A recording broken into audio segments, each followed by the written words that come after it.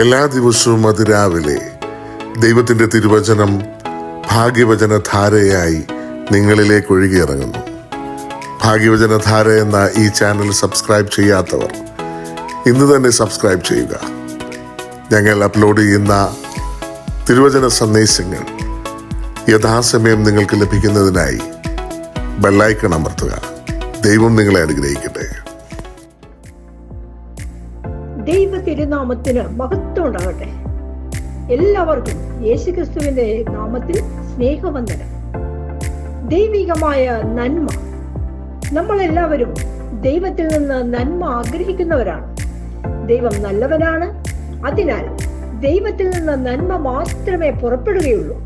എന്നാൽ ഈ നന്മ നമുക്ക് ലഭിക്കണമെങ്കിൽ വചനം പറയുന്നു, സങ്കീർത്തനം 84:11, പരമാർത്ഥതയോടെ വ്യാപരിക്കുന്നവർക്ക് അവിടുന്ന് ഒരു നന്മയും മുടക്കുകയില്ല. പരമാർത്ഥത എന്ന വാക്ക് ഇവിടെ ശ്രദ്ധേയമാണ്. നമ്മളിൽ തെറ്റും കുറ്റവും ഒന്നുമില്ല എങ്കിൽ ദൈവം നമ്മിൽ പ്രസാദിക്കും. അപ്പോഴാണ് ദൈവത്തിന്റെ നന്മകൾ അണക്കെട്ട് തുറന്ന് വിടുന്നത് പോലെ നമ്മിലേക്ക് ഒഴുകിയെത്തുന്നത്. നമുക്ക് ചുറ്റുമുള്ളവർ പലതരത്തിൽ ജീവിക്കുന്നവരാകാം. എന്നാൽ ദൈവത്തിന്റെ തിരുവചനം ഇപ്രകാരം പറഞ്ഞിരിക്കുന്നത് അത് എന്നോടാണ് എന്ന് നമ്മൾ ഓരോരുത്തരും മനസ്സിലാക്കണം. ദൈവത്തിന്റെ വചനമാകുന്ന കണ്ണാടിയുടെ മുമ്പിൽ നമ്മൾ നിൽക്കുമ്പോൾ നമ്മുടെ മനസാക്ഷി നമ്മെ കുറ്റം വിധിക്കാത്ത വിധത്തിൽ ജീവിക്കുവാൻ സാധിക്കണം. നമ്മുടെ ജീവിതത്തെ ഒന്ന് ക്രമപ്പെടുത്തിയാൽ മാത്രം മതി. ദൈവികമായ നന്മകളും എല്ലാ അനുഗ്രഹങ്ങളും നമ്മെ തേടി എത്തിക്കൊള്ളും. എന്നാൽ ചിലർ ചോദിച്ചേക്കാം, ദൈവത്തെ അറിയാത്തവർ, പ്രാർത്ഥിക്കാത്തവർ, ഇവരൊക്കെ ആഡംബരത്തിൽ വലിയ വീടുകൾ, വില കൂടിയ വാഹനങ്ങൾ, ഇതൊക്കെ അവരും അനുഭവിക്കുന്നുണ്ടല്ലോ എന്ന്. എന്നാൽ പ്രിയ സഹോദരങ്ങളെ, നന്മ എന്ന് ഉദ്ദേശിക്കുന്നത് കുറെ സമ്പത്തോ വലിയ വീടോ വിലയുള്ള വാഹനങ്ങളോ മാത്രമല്ല. ഇവയൊക്കെ ഉണ്ടെങ്കിൽ തന്നെ വലിയ വീടുള്ളവന് സമാധാനത്തോടെ ഒന്ന് ഉറങ്ങുവാൻ സാധിക്കണമെന്നില്ല.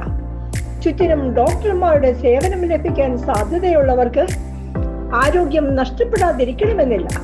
ഇതെല്ലാം മാനുഷികമായി ലഭ്യമാണെങ്കിലും ഓർക്കുക, ഈ ലോകത്തിൽ അനുഭവിക്കാവുന്ന ഏതോ ചില നന്മകളെക്കാൾ ഉപരി ദൈവത്തിൽ നിന്ന് ലഭിക്കുന്ന ആ സ്നേഹപരിപാലനയും സമാധാനവും സ്വസ്ഥതയും ഒക്കെ അനുഭവിക്കുവാൻ സാധിക്കുന്നുണ്ടെങ്കിൽ അതാണ് ദൈവികമായ നന്മ.